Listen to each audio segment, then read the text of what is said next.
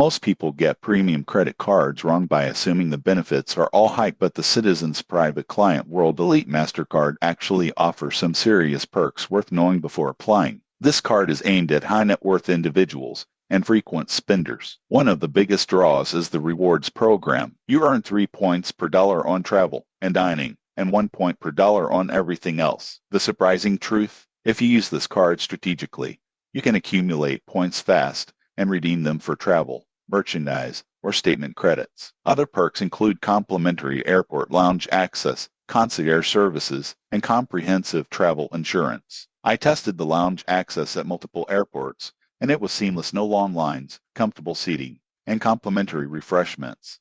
Most people get this wrong by thinking all premium cards give the same lounge benefits, but the Citizens card makes it simple and consistent. The annual fee is high, but it can easily be offset if you travel frequently and maximize the rewards. One thing to watch for: some perks are conditional on card usage thresholds, so make sure you understand the terms. In conclusion, the Citizens Private Client World Elite MasterCard is ideal for frequent travelers and high spenders who want premium rewards and lifestyle perks.